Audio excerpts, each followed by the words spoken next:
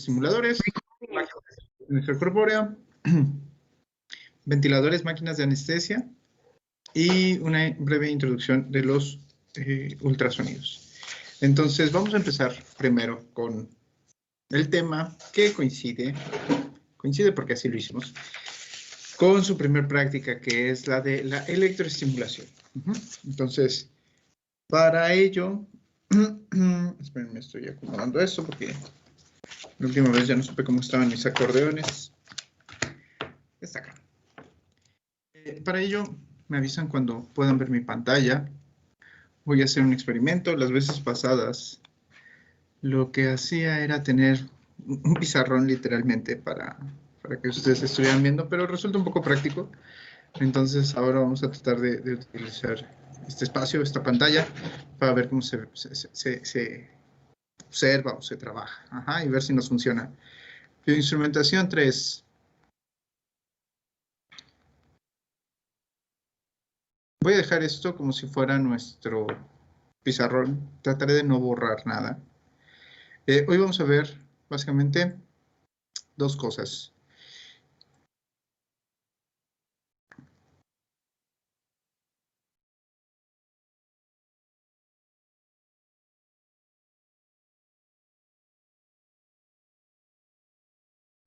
Les prometo que mi letra es un poquito más bonita, pero en esta interfaz así se ve. Tampoco tanto, ¿eh? Y lo otro es...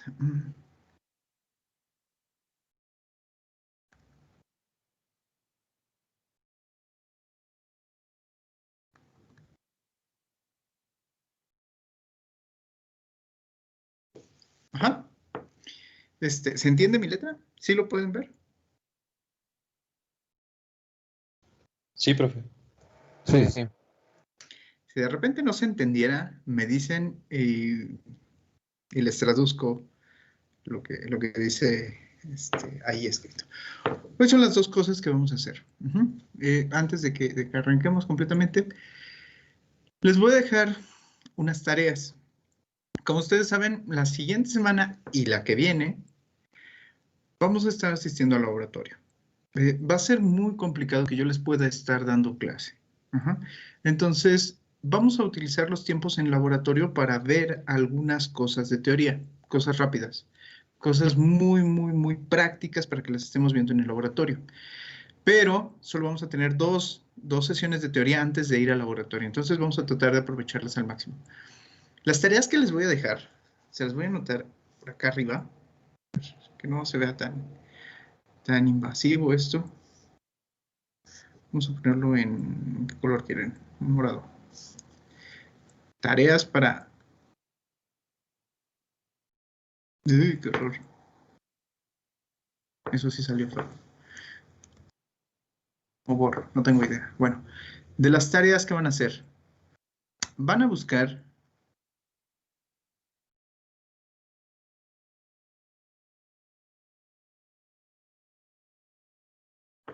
teoría del dolor.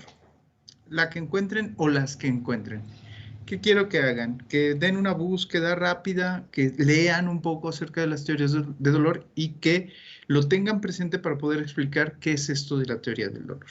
Vamos a tener una sesión en algún momento de estas 3 semanas en donde vamos a hablar por qué los TENS y los EMS funcionan. Entonces quiero que ustedes me expliquen el por qué funcionan, en qué teoría está basado ese funcionamiento de los TENS o los EMS. Otra de las cosas que quiero que... ¿dónde estoy? Aquí estoy. Otra de las cosas que quiero que investiguen es el funcionamiento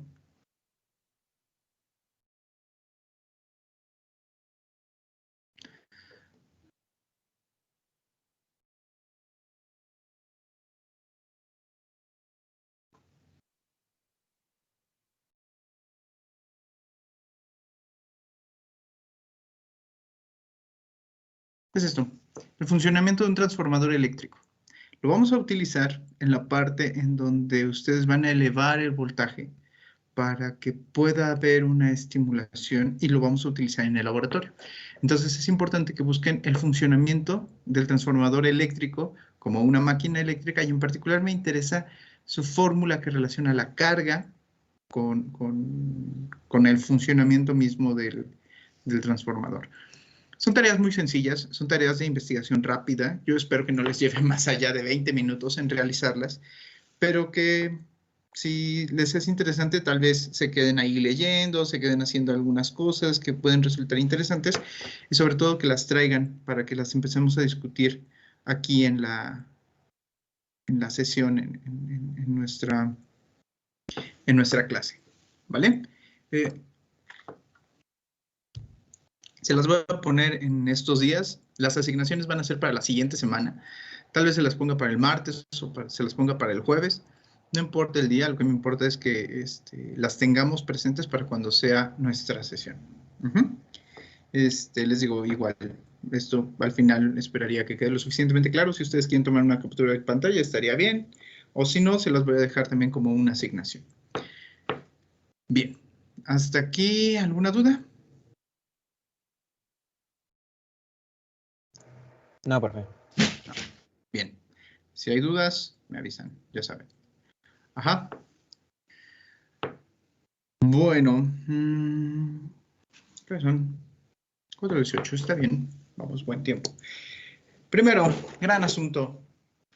Ya saben los que han tomado clase conmigo y los que no se los aviso, que yo no pienso que exista la generación espontánea y que las cosas no se inventaron ayer. Todo lleva mucho tiempo. Ajá. Todo lleva un antecedente. Todo es porque alguien más lo ha hecho y lo ha investigado.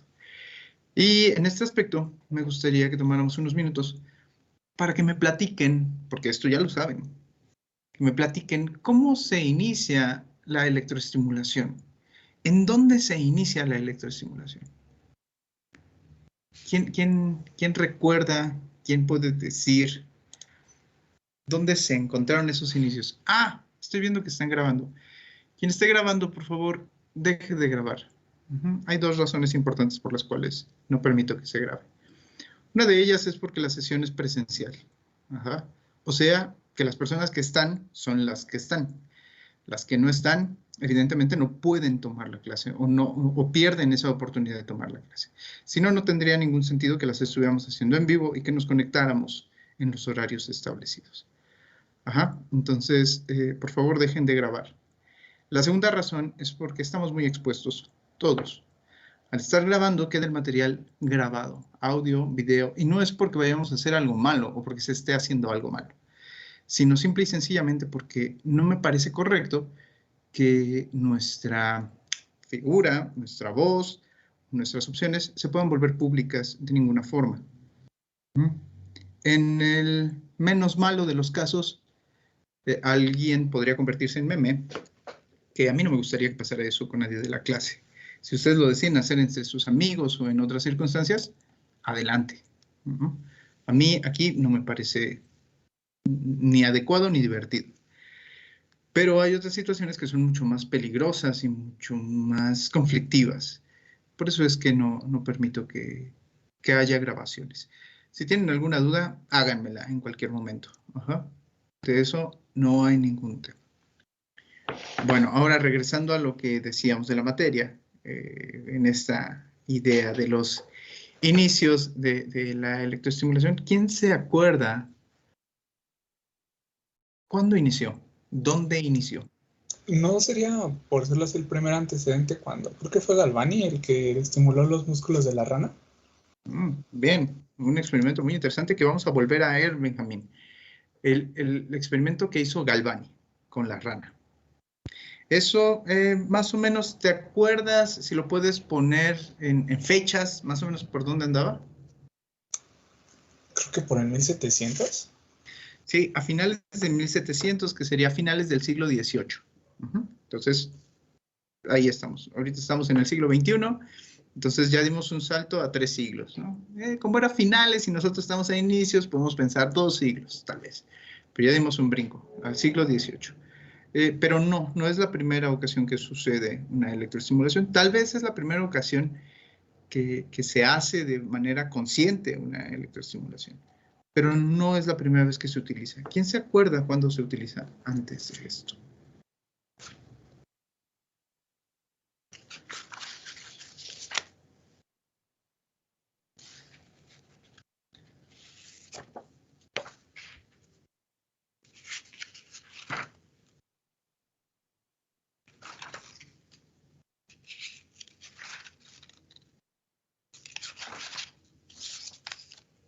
lo dejen. ¿Quién se acuerda? ¿Quién sabe? ¿Quién quiere aventurar una respuesta? Que en principio no está mal lo que digan. Aquí está. Yo una vez leí que en algunas culturas utilizaban como, bueno, descargas eléctricas, como de peces o algo así, pero la verdad no recuerdo en qué cultura bueno, obviamente para combatir patologías, ¿no? Pero no recuerdo qué cultura, la verdad. Y está bien, porque no estamos en una clase de historia de la ciencia ni historia de la técnica. Está bien que no te acuerdes, Ángela, pero lo que dices es interesante. Ya existían algunas culturas o alguna cultura que utilizaba descargas eléctricas de peces, de anguilas en particular, para hacer algunos tratamientos. ¿Cuáles eran esas culturas? La primera que lo utilizó fueron los egipcios. De tontos no tenían un cabello. A mí luego me llega a molestar que se piense que porque una cultura es más vieja o tenía otros estados en el tiempo, eh, son, son limitados. No, eran igual de inteligentes que nosotros e incluso podría yo aventurarme a decir que eran más creativos. Tal vez no sabían por qué, pero creo que en este momento tampoco ustedes saben por qué los toques funcionan. Y a eso estamos entrando, a eso vamos a entrar. ¿Por qué las descargas eléctricas funcionaban? Ellos no lo sabían, pero veían que después de tener unas descargas eléctricas ponían unos tanques o ponían unas peceras o tal vez una pequeña alberca así en algún estanque y estos peces daban descargas eléctricas y eso les ayudaba con el dolor. Fueron los egipcios, pero también lo retomaron los romanos. Galeno reportó que hacía algunos tratamientos con electricidad. Y esto de andar dándose toques, ustedes lo han hecho, me imagino que desde niños, en las estaciones secas del año. Está lloviendo en febrero, lo cual es medio raro, pero normalmente en febrero, en marzo, que son las estaciones más secas, los meses más secos del año, empezamos o tendemos a acumular carga estática nosotros. Y apuesto lo que quieran que ustedes ahí andan dándose toques. Cuando saben que van a dar toques, se acercan con algún amigo, con alguna amiga y de maldosos les dan el toque. Y se siente que duele. Y a veces hasta se contrae el brazo o la mano o el dedo o lo que sea. ¿Cierto? Verdad. Sí, profe. Totalmente. Todos lo hemos hecho. Y todos lo vamos a seguir haciendo. Porque resulta hasta divertido. Pero entonces, la electricidad estática aparece desde siempre, hasta desde los ejemplos de la primaria que nos ponen, en donde, si mi memoria no me falla, era Tales quien frotaba con una piel de conejo, una piel de ciervo, un cilindro de ámbar o una joya de ámbar, y ya quedaba cargado y esto. Pero pues quedaba hasta la anécdota. El momento interesante para nosotros en el estudio de la electroestimulación va a suceder con el experimento que nos dijo Benjamín, el de la rana de Galvani. ¿Quién se acuerda cómo era ese experimento? Concretamente fue en 1791, o sea, a finales del siglo XVIII. ¿Quién se acuerda cómo era ese experimento? ¿En qué consistía?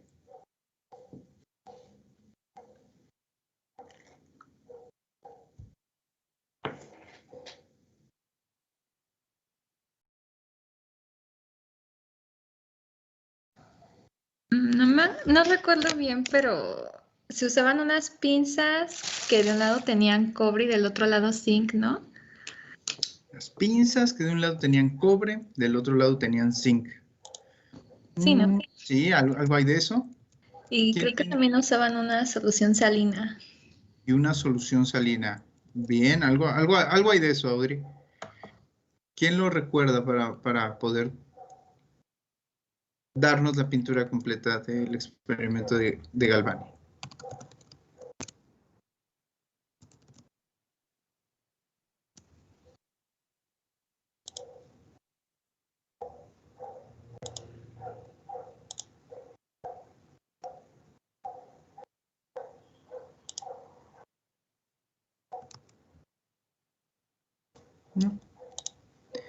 Ya que estamos conectados, pues podemos poner algunas cosas que lo vuelven más interesante, ¿no? Aquí hay una figura, una serie de imágenes que muestran este experimento de Galvani.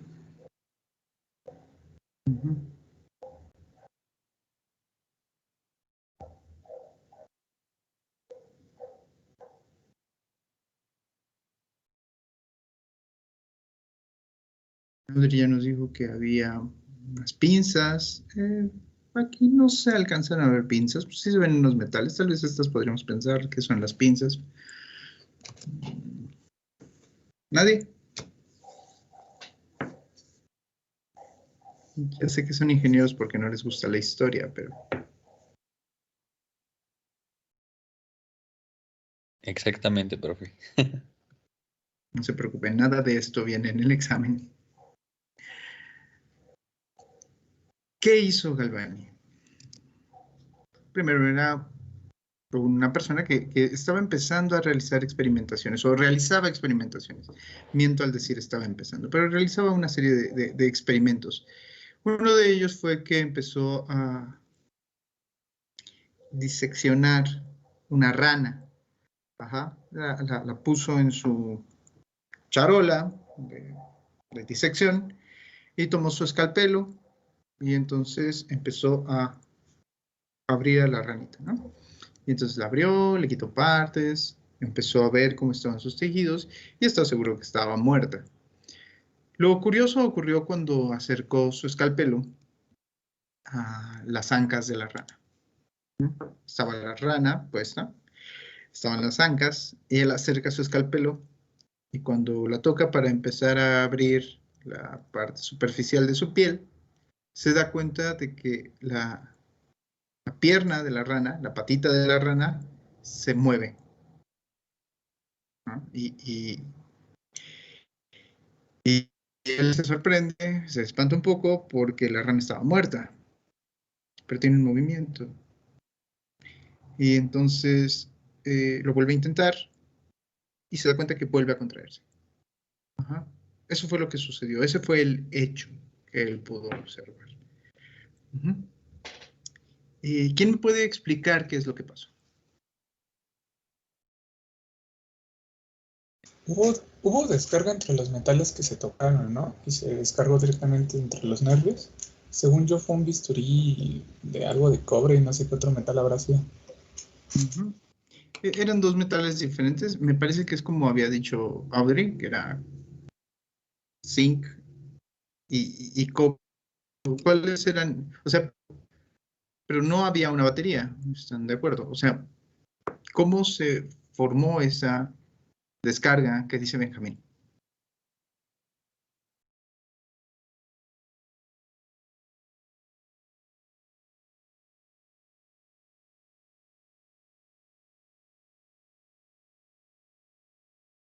Por los fluidos de la rana. ¿Cuáles fluidos, Miguel? Justo ahora no recuerdo, pero creo que alguna vez leí que les llamaron fluidos de vida, algo así, o fluido vivo. Ok. Sí, es parte de la explicación. Es parte de la explicación que dio Galvani. Ajá. Pero, ¿quién quiere complementar estas respuestas? ¿Quién recuerda sus clases de química y nos explica qué es lo que pasó en ese experimento? ¿De dónde salió esa energía para que existiera esa corriente eléctrica?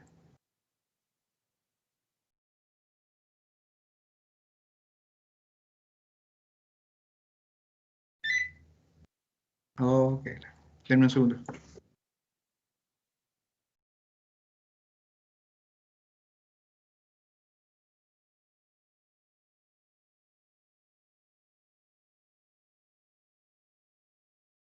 Listo. ¿De dónde salió esa energía? Es una reacción electroquímica, ¿no? O sea, uno de los metales actúa como cátodo, el otro como ánodo, y supongo que los fluidos de la rana como el medio. Casi. Casi ya completó. Uno de los metales, porque son metales diferentes, esa fue la clave, la que dijo Audrey, son metales diferentes. Uno actúa como cátodo, otro actúa como ánodo, y los tejidos de la rana son un medio por donde se puede propagar, tienen esos electrolitos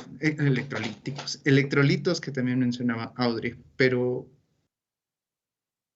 acaba de decir por qué había esa corriente eléctrica. Ya casi va en camino, o sea, nada más te falta una palabrita.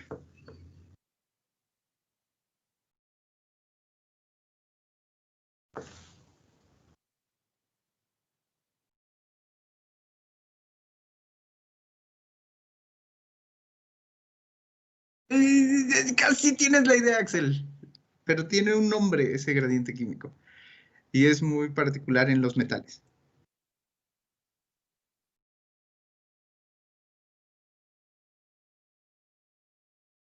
¿Oxidación?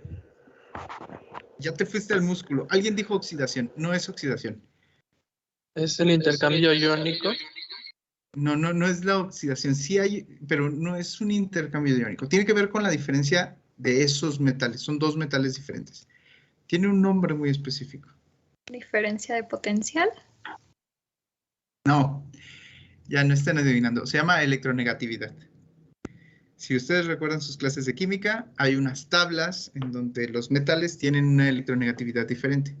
Cuando tenemos dos metales el mismo, su electronegatividad es la misma y su diferencia de potencial es la misma. Pero si tenemos dos metales diferentes, vamos a tener esa diferencia de potencial porque son metales diferentes. Entonces, hoy en día, con lo que sabemos, podemos explicar el experimento de Galvani así, como lo acaban de decir. Existían dos metales, tenían electronegatividades diferentes y existía un medio conductor. ¿Cuál era ese medio conductor? Los electrolitos que existían en el tejido de la rana. Un metal era el de la charola, el otro metal era el del escalpelo, y cuando se acercó el escalpelo a la rana, entonces se cerró el circuito y se produjo esa corriente eléctrica. Se produjo entonces un potencial de acción que contrajo los músculos de la rana y por eso es que se movió. Así lo explicamos hoy en día, con lo que nosotros conocemos. ¿Qué es lo que pasó con Galvani? Él no lo explicó de esta forma, lo explicó un poco diferente. Él vio que se movía, pero no entendió qué es lo que estaba pasando. No podía explicarlo. Él no tenía el conocimiento, no tenía las herramientas conceptuales que nosotros tenemos, que ustedes ahorita dijeron. Entonces él no podía hablar en ese momento por completo de electrolitos o de electronegatividad o de potenciales de acción celulares.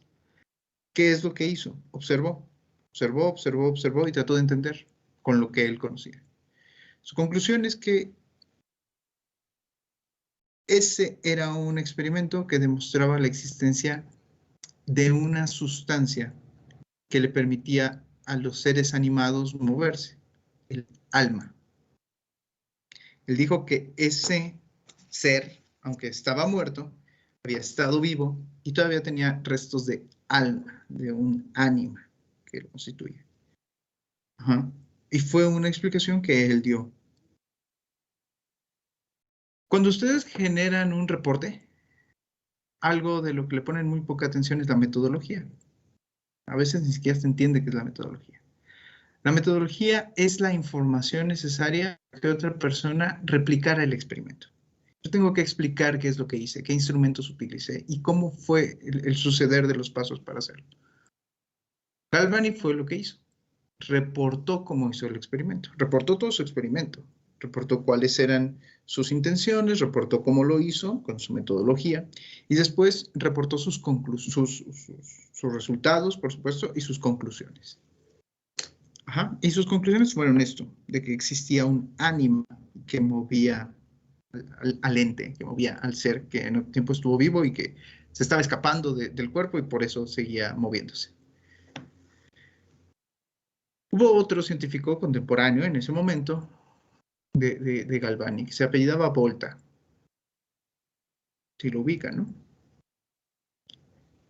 Volta leyó lo que había reportado Galvani y él dijo, está bueno, pero yo no creo que exista ninguna materia ningún éter que funcione dando vida a las cosas, ¿no? Debe ser un fenómeno completamente físico el que está sucediendo aquí. Y se puso a experimentar. Empezó a experimentar. Recreó el experimento. Sabía cómo lo había hecho porque Galvani lo había publicado, lo había reportado completo. Y entonces pudo recrear las condiciones para hacer el experimento. Lo pone, acerca el escalpelo al anca de la rana y el anca se contrae. Dice, ok, está sucediendo, vamos a ver qué es lo que pasa. Y estuvo experimentando, aproximadamente durante 2 años, 2 o 3 años. Después de eso llegó a nuevas conclusiones. Las conclusiones a las que él llegó básicamente son las que explicaron ustedes. Que los metales tienen diferente potencialidad cuando se junta con otros, tienen diferente electronegatividad. Él tuvo que observar cómo funcionaban diferentes pares metálicos para ver qué reacción tenían.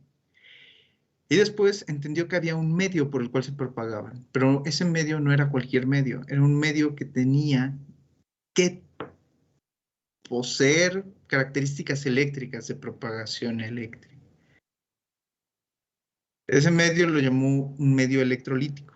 Entendió que lo que había en la rana era ese medio electrolítico y que todavía no llegaba a esta potencialidad, pero sí entendía que había en las estructuras músculos, había nervios, había diferentes tipos de estructuras anatómicas, y entonces supuso que esa corriente eléctrica que al interactuar con los nervios se podían mover.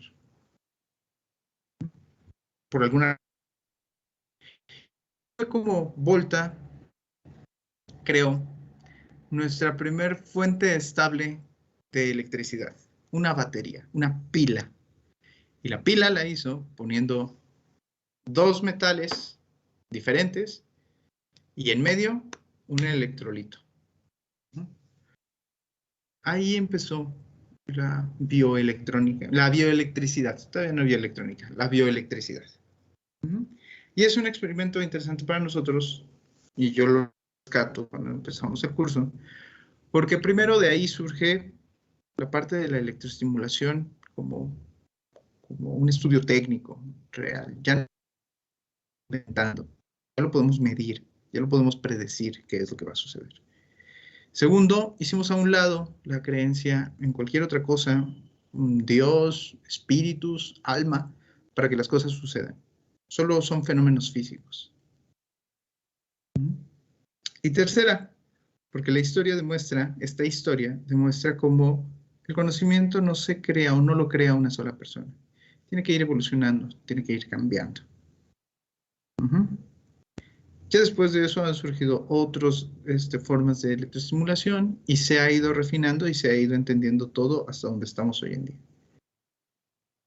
¿Cómo lo explicó Galvani? Lo explicó como la persona que era, una persona que vivía en el sur de Europa, un italiano, católico, que entendía el mundo de esa forma. ¿Cómo lo explicó Galvani? Pues vivía también en Italia, también era del mismo tiempo, pero ya no metía las ideas católicas para hacer la solución de los problemas. Yo les voy a invitar a que siempre se pregunten de dónde son las cosas, de dónde vienen, sobre todo cuando hay tiempo para hacerlo. Se pregunten de dónde vienen y cuál es la función lógica que los lleva hasta esas conclusiones, cómo es que funciona. A partir de aquí vamos a empezar nosotros vamos a empezar nuestras clases y quiero que todo el tiempo vayan ustedes pensando cómo van a hacer ese electroestimulador. ¿Hasta aquí tienen alguna duda o algún comentario?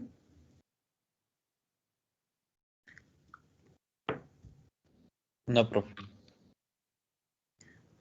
Ok. Vamos bien, entonces. Ahora quiero que hagan un ejercicio de memoria. Esto sí ya se lo deben de saber porque aquí ya no hay pretexto. ¿Qué es esto? Ya ahorita lo dijeron. Pero ¿qué son los potenciales celulares de acción? O los potenciales de acción celular.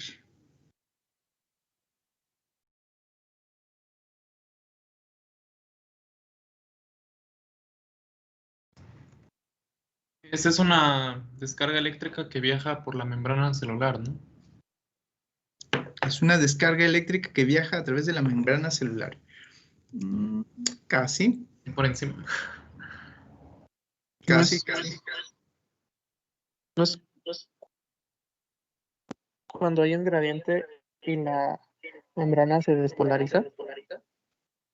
Hay un gradiente y la membrana se despolariza. Sí, sí, sí hay algo de eso. Pero se supone, ¿cómo borro esto? Pero se supone que ustedes ya lo llevaron incluso. Tienes puntero, borrar.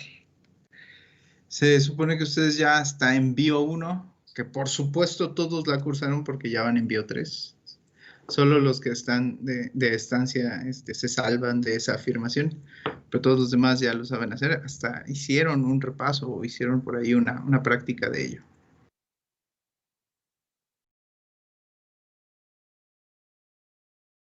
No, no es resultado.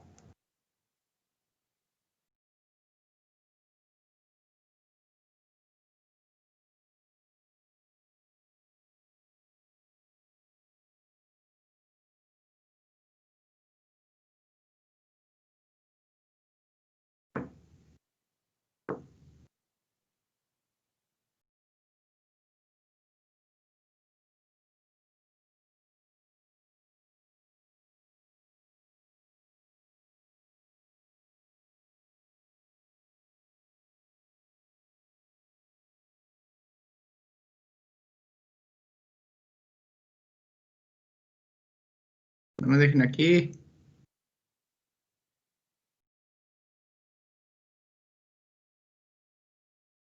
Lo que había mencionado Manuel al principio estaba casi bien, pero tuvo un pequeño error.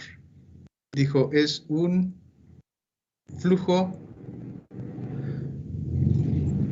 ¿Cómo dijiste? Es un flujo de una corriente electrónica a través de la membrana celular. Me parece que eso dijiste, ¿cierto, Manuel? Sí, palabras más, menos. En eso que dijiste había algo que faltó, un pequeño detalle. Más bien que no faltó, hay que reemplazarlo. Había un error ahí conceptual.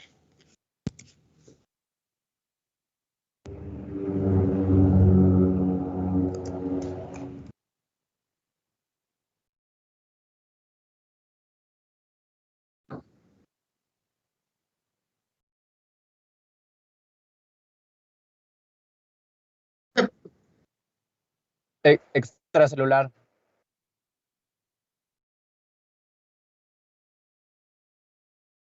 La palabra que había hecho falta con Manuel y que ahorita ya completó Axel es que es un intercambio iónico. En las células va a haber un ambiente, hazme caso, va a haber un ambiente cargado de iones y va a haber un ambiente que esté bajo en iones. Y todas las transiciones, todas las comunicaciones que existen, va a ser a través de elementos iónicos, no electrónicos. No van a ser electrones los que están viajando ahí, son iones. Esa es la diferencia. Entonces tenemos por aquí el sodio. Quiero que piensen que puede haber sodio, cloro, potasio, calcio. Ajá. Esos son los iones que pueden estar adentro o afuera de la célula. Y estos iones pueden estar entrando, pueden estar saliendo, dependiendo de las necesidades que tenga la célula. Aquí he puesto al sodio, por ejemplo, y va a entrar o salir. La célula está constituida por una capa bifosfodilípica, lo cual significa que tiene dos fósforos y que es un aceitito, que es una grasa que está ahí. Lo cual resulta muy conveniente porque es impermeable al agua que está afuera, pero también por dentro lo mantiene en un espacio confinado, un espacio cerrado.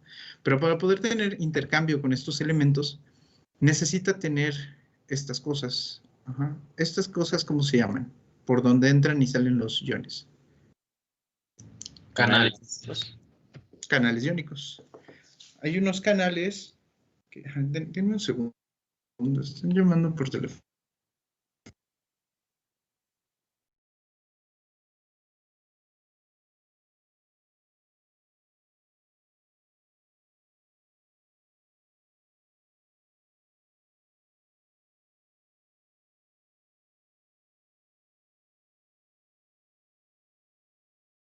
Ya. Existen estas cosas que se llaman, entonces, canales iónicos.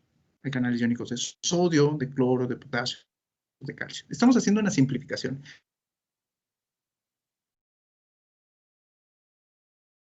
Más complejo, iónicas, y existen, dependiendo de las situaciones en que la célula esté funcionando, marcadores que propiciarán su funcionamiento.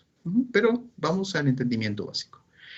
Estábamos diciendo entonces que estos iones van a entrar y salir de la célula dependiendo de esos marcadores a través de estos canales. Estos canales se pueden abrir y cerrar dependiendo de las necesidades celulares.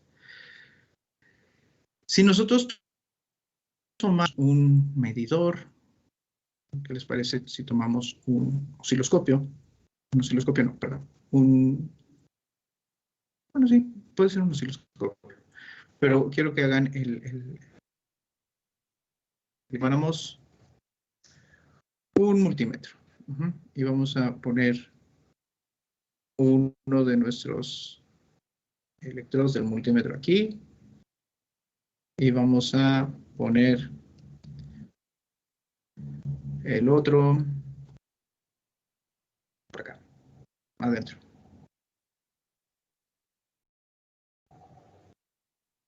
Ok.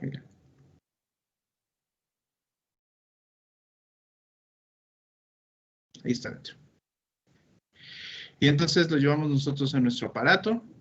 Y resulta que en nuestro aparato vamos a ver una medición.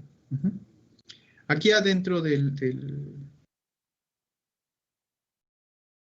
dispositivo, adentro del aparato, vamos a tener una medición específica, una medición en concreto. Y va a depender de cómo lo estemos midiendo. En el interior de la célula, en el ambiente intracelular, vamos a tener una potencialidad eléctrica, en este caso iónica, diferente a la que está en el exterior celular, ¿no? Si nosotros en este instrumento que estamos pensando lo pudiéramos graficar con respecto al tiempo y a esa potencialidad eléctrica,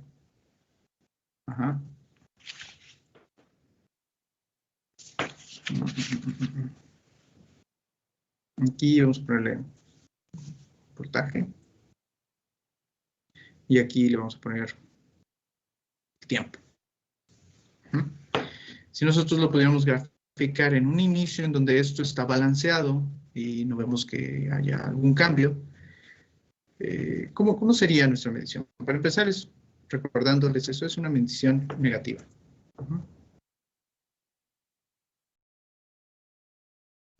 Pero si estamos pensando en un potencial de acción de una célula, en general, una célula cualquiera. ¿Eran menos 80 milivolts? Más o menos. Está bien la medición. Menos 80. Vamos a ponerle que aquí estamos viendo milivolts. Y el tiempo acá, estamos hablando de que son milisegundos. Entonces nosotros tendríamos nuestro ambiente celular de esta manera. Y aquí lo tenemos, ¿no? O sea, empieza a suceder. Vamos a ponerlo de otro color.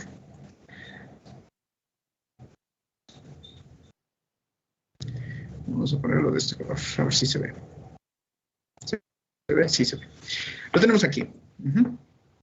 Y entonces estamos en los menos 80 milivolts.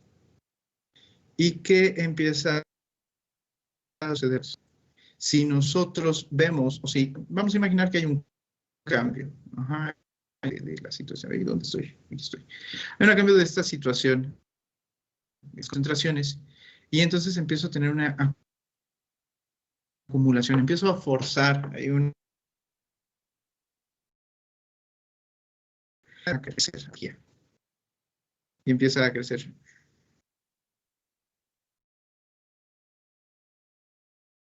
Ujú. Y va a llegar hasta un punto crítico. El punto crítico va a estar por aquí abajo, pero ya me emocioné, ya dibujé toda la gráfica. Ajá. Va a tener ahí un punto crítico que es lo necesario para la estimulación. Ujú. Después de que pasamos ese punto crítico, lo que va a suceder es que la célula va a reaccionar, va a hacer lo que esté destinada en hacer. Hay tres tipos de células que son excitables eléctricamente. ¿Quién recuerda cuáles son esos tres tipos de células?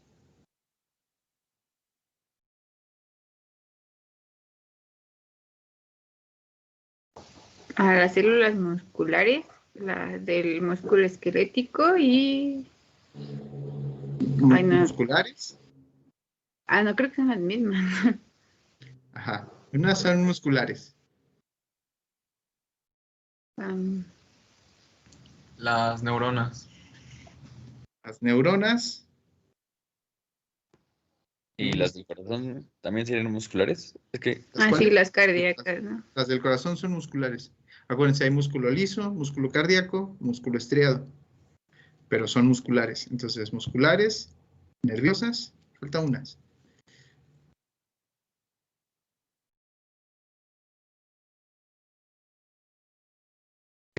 ¿Secretoras? Sí. Excitables eléctricamente.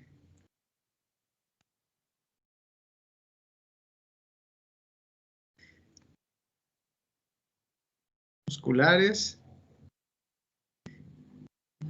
nerviosas y excretoras. ¿Cómo lo decimos más elegante?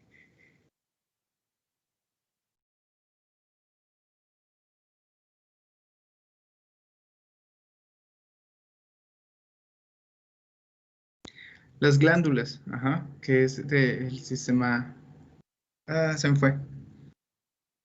Linfático, pero en general las glandulares, las que pueden excretar hormonas, como la tiroides o estas cosas. Ajá. Se me acaba de ir el nombre. ¿endocrinas? Sí, endocrinas. Gracias. Ajá.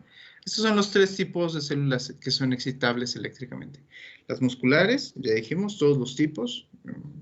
Estriado, cardíaco o liso. Los nervios y las células endócrinas.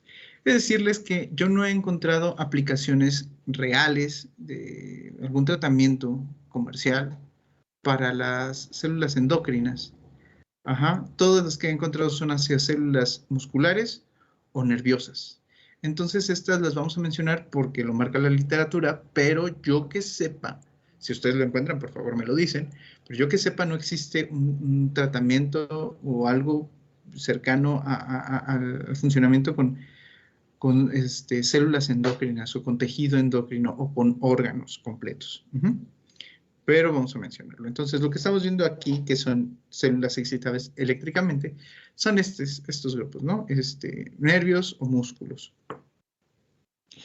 Estábamos diciendo que hay una zona en donde es susceptible a excitación, pero cuando se pasa ese umbral, se dispara el potencial de acción. Empieza a funcionar la célula y hace lo que tenga que hacer. Ese hacer lo que tenga que hacer es, si es un músculo, se va a contraer. Si es un nervio, puede transmitir. Si es una célula endocrina, entonces va a poder secretar la hormona que está haciendo. Ajá, y tiene varias etapas este funcionamiento. Y normalmente se ve así. ¿Están de acuerdo? Tiene un movimiento ahí como subaamortiguado. Ay, ¿dónde estoy? Se me pierde. Ya, estoy aquí. Ajá. Este pico más o menos va a andar en los 20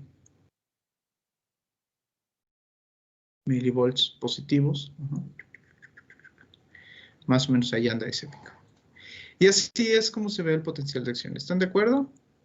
¿O nos faltó algo?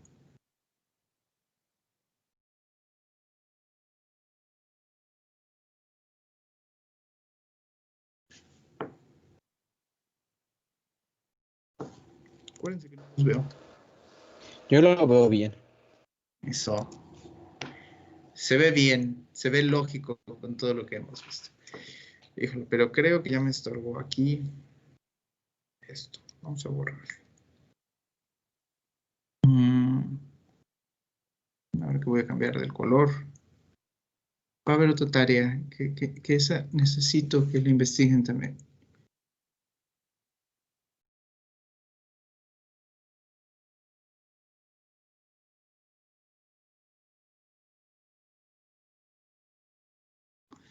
¿Qué cosa es la cronaxia y qué cosa es la rebase?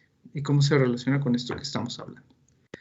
Ajá, con eso vamos a empezar la siguiente clase. Entonces, es buena idea que esa sí la hagan, la busquen hoy, para que no haya problema ahí. Pero les digo que estamos hasta ahí. Habríamos dicho, y ustedes saben, hay un umbral, hay un nivel de excitación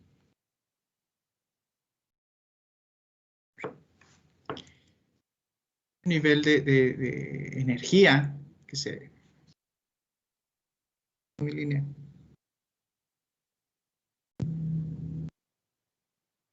Esto tenemos que hacer el tiempo en milisegundos. Ajá, hay un nivel de energía que nosotros podemos suministrar a este ambiente electrolítico que hay sobre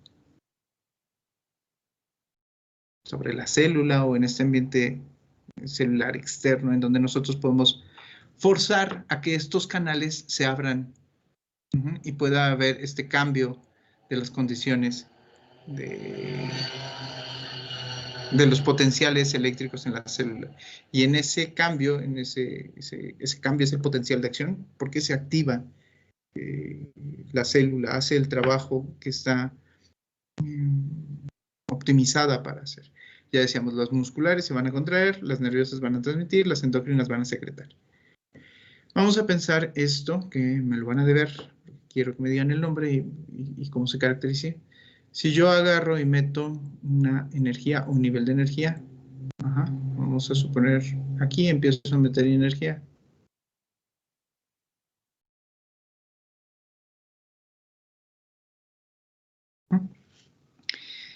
Va a haber este umbral, que va a ser un umbral de excitación. Durante este tiempo que va a ir digamos, de aquí hasta acá, este umbral de excitación va a permitir entonces que estos canales se abran y que empiece a haber toda la actividad celular. Se dispara y luego de este tiempo de excitación, de despolarización, vamos a tener un lapso en donde la célula no le importa qué es lo que está pasando. Ella va a reaccionar. Va a contraerse. Si hay energía, qué bueno. Si no hay energía, a mí me da exactamente lo mismo y voy a seguir reaccionando.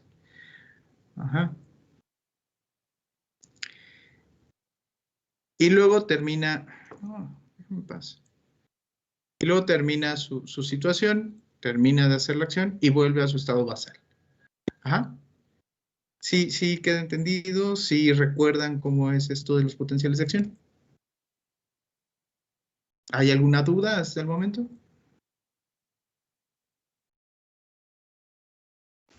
No, todo bien.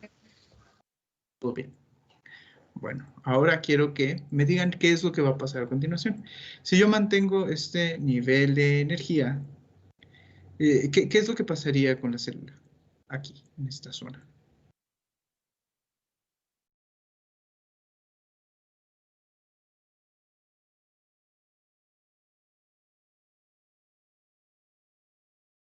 Ya está en su zona basal, ya tenemos este nivel de energía. ¿Qué sucedería?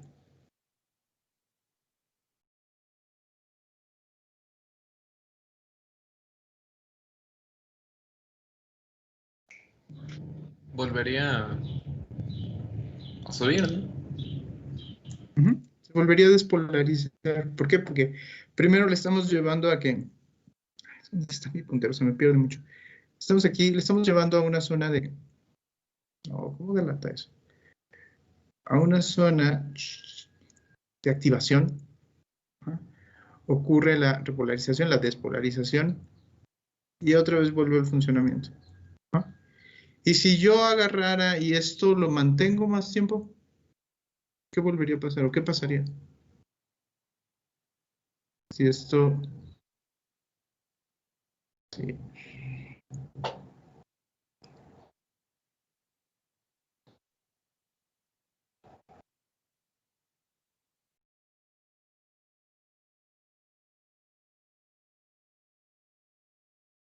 ¿Estarían de acuerdo?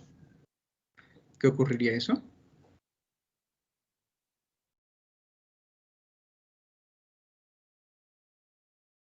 Sí. Sí. Pregunta, ingenieros. ¿Yo cómo podría tener esta... Ay, ¿dónde está? Les digo que se me pierde. Este azul se me pierde muy feo. Esta señal que está en rojo, esta cantidad de energía, ¿yo cómo la puedo tener? ¿Cómo puedo hacer esa estimulación eléctrica? ¿Cómo la puedo fabricar?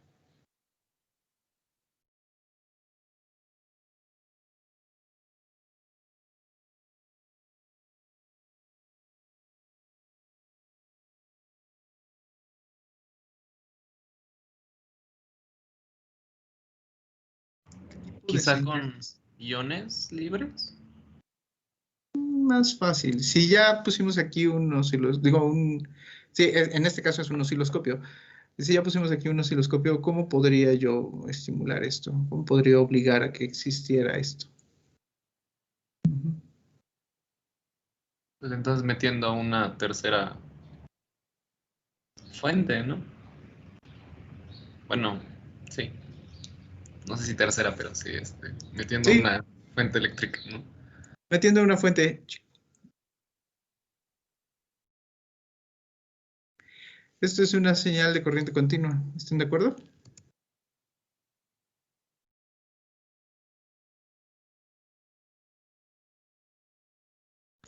Pero meter una señal de corriente continua no lo llevaría a tetanizarse. ¿Qué cosa es tetanizarse, Benjamín? Según yo es cuando, por ejemplo, un músculo, un nervio ya no va a producir potenciales de acción porque, por decirlo de alguna forma, ya se sobrecargó y ya se paralizó, por decirlo de alguna forma. Ese es uno de los riesgos de utilizar una fuente de... Sin embargo, por lo que estamos viendo aquí, estos tres eventos funcionan. Ajá, arrancaría, estimularía y funcionaría. Se sucedería ese fenómeno de tetanización después de una cantidad muy grande de eventos, en donde el tejido empieza a sufrir, se agota y ya no puede funcionar. Pero en este caso no ocurre eso. Sí se ve y se entiende por qué. Porque son muy poquitos. Porque vamos empezando. Ocurriría la tetanización después de una cantidad muy grande de tiempo. Y cantidad muy grande de tiempo acaban siendo algunos segundos.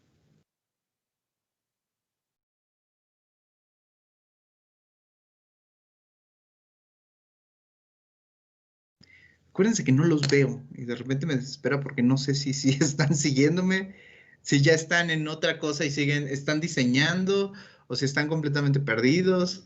Entonces, por favor, díganme, sí, no, vamos lento, mejora lo que sigue. Sí, bien, bro. ¿Sí? Bueno, Vamos bien. Sí, así, Manuel. Es que es lo que necesito, que haya una retroalimentación. Por eso mismo también no les dejo esto grabado, para saber ustedes cómo van. Si hace falta que retomemos algo, lo retomamos. Si vamos muy lento, pues díganme y le metemos más rápido. Dice Manuel, vamos bien. Ok. Entonces, estamos viendo que hay ya una serie de cosas interesantes, que son los potenciales de acción. Ya sabemos de dónde ocurren los potenciales de acción, cómo se generan los potenciales de acción, y que además hay unos tipos de tejido, unos tipos celulares que son eléctricamente excitables, que nosotros le podemos meter energía a ese medio, y ese medio ocurriría que obligamos a que esos canales funcionen y pueda haber esa transmisión iónica de elementos. En la transmisión iónica se activan los potenciales y las células van a trabajar. Ya tenemos esto. Pregunta para ustedes que ya están seguramente en la fase de diseño y simulador. ¿Qué tipo de señal van a utilizar? ¿Y por qué van a utilizar esa señal? Es una cuadrada, ¿no? Se supone que, por ejemplo, en electrónica hay una regla que por cada vez que tú estimules tienes que dejar un espacio de la estimulación. Esa regla, Benjamín. Bueno, vamos a verlo. Eso que estás diciendo tiene que ver con la cronoaxia de la fase y es lo que quiero que investiguen. Es algo muy sencillo. Igual hasta ahorita lo googlearon y lo pueden ver qué es, pero quiero que hablemos más en firme en la siguiente sesión. Pero sí. Menciona Benjamín el tiempo de estimulación y con la cantidad de energía a estimular para que ésta sea efectiva.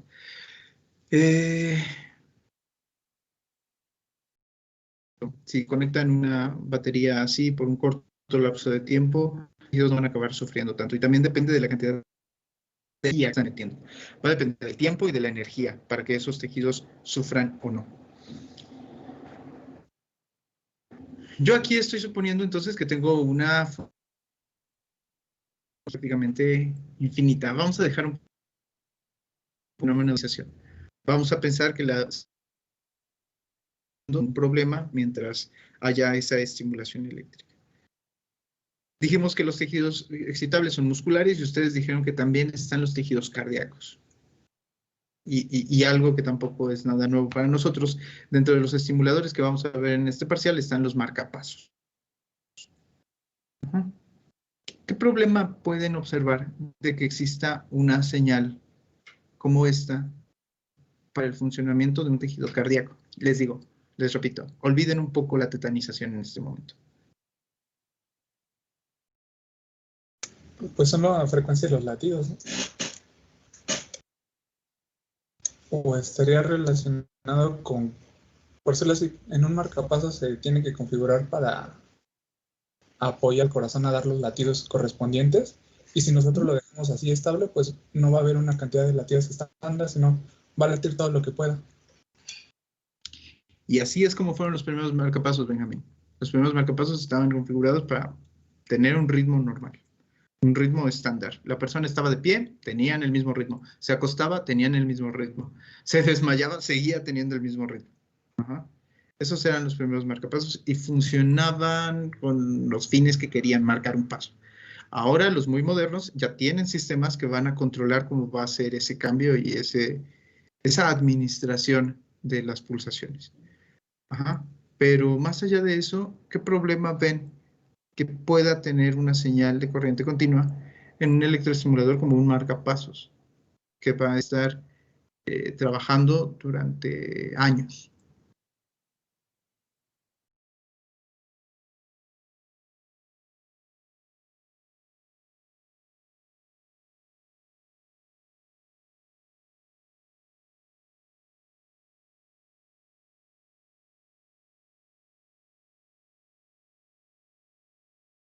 Pues lo de la batería. Lo de la batería. Tendríamos que minimizar la corriente que vamos a dar al corazón para que la durada del marcapasos sea mayor. Correcto. Si ustedes dejan algún aparato electrónico conectado con su batería encendida todo el tiempo, se lo va a acabar así, y ustedes lo saben, se acaba rapidísimo. ¿Qué solución se les ocurre para alargar el tiempo de la batería? Y más, pensando en un marcapasos que una vez que se coloca, van a pasar otra vez, repito, en lo tradicional de los casos. Van a pasar 5 años, o lo ideal sería que pasaran 5 años sin tener que abrir a la persona y hacerle un cambio de marcapasos. Ya sé que hay marcapasos en estos tiempos que pueden ser cargados de forma inductiva y entonces eso alarga el tiempo de vida del marcapasos. Pero en este ejemplo de que yo voy a hacer el recambio o voy a realizar esa pequeña incisión cada 5 años, ¿cómo le hago para maximizar el tiempo de vida de la batería del marcapasos.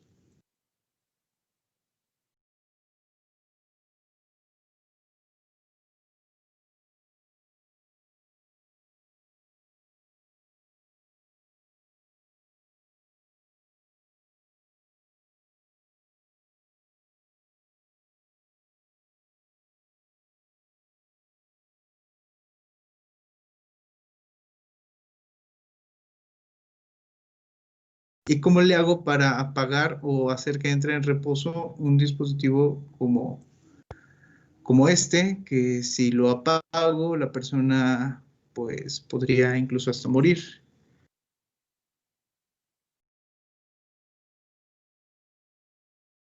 Reduciendo el número de pulsaciones que da. Reduciendo el número de pulsaciones que da. Ya vieron que ahí dibujé ya un switch. ¿Cómo puedo reducir el número de pulsaciones que da? Una de las opciones es prenderlo y apagarlo. Entonces, en lugar de tener algo como esto, yo podría tener una señal que estimulara cada vez que yo quiero que estimule. Si quedamos de acuerdo en que va a haber una zona en donde este potencial de acción es susceptible a ser estimulado, desde el tiempo en que está basada hasta un cierto nivel de la subida de esta gráfica, entonces yo podría agarrar y encenderlo solo el tiempo que lo necesito. Y lo apago. Cuando lo vuelva a necesitar, lo vuelvo a encender y lo apago. Lo vuelvo a encender a los niveles de energía que necesito y lo apago. Y lo estoy encendiendo y apagando. Ajá. Idealmente no habría diferencia entre la señal en rojo y la señal en verde. ¿Están de acuerdo?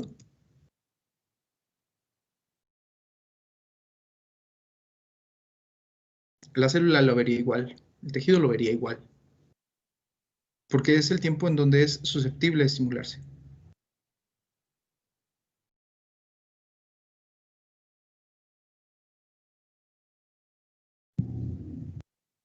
¿Sí o no? Sí, exacto. Sí.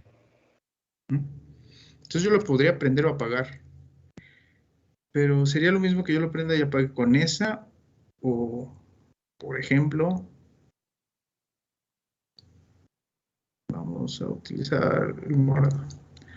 ¿Qué tal que yo lo hago con esta?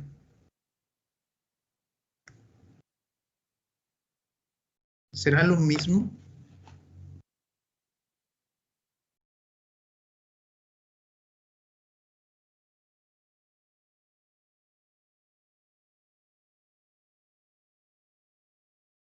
Tiene que ver la forma de onda con la capacidad de disparar el potencial de acción.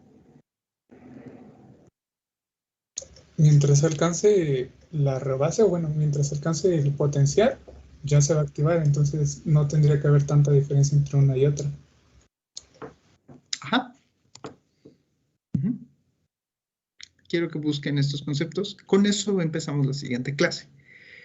Pero en principio quiero que vean esta aplicación que decíamos. Estábamos hablando de un marcapasos.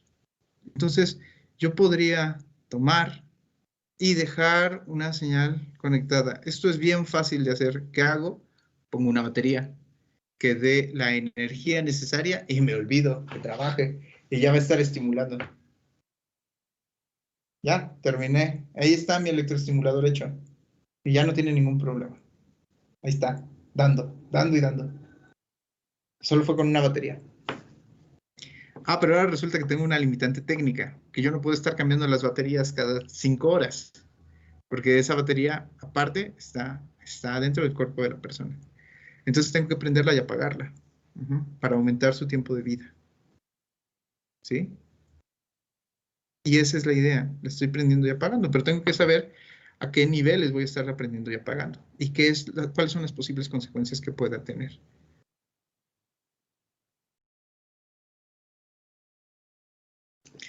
Vamos a dejarles aquí.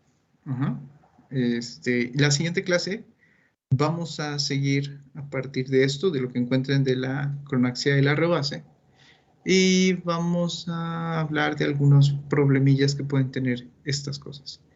¿Tienen alguna duda? ¿Tienen algún comentario?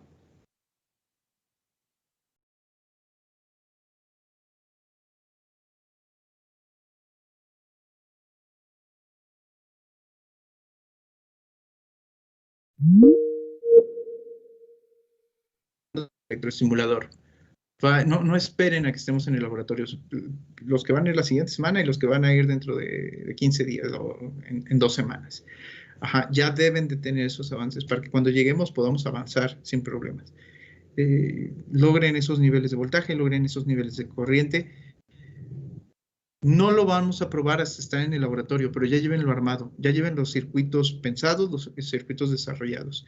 Antes de que se conecten tenemos que verificar que la corriente no sobrepase en sus picos de 80 miliamperes. Esa es la condición básica y esencial.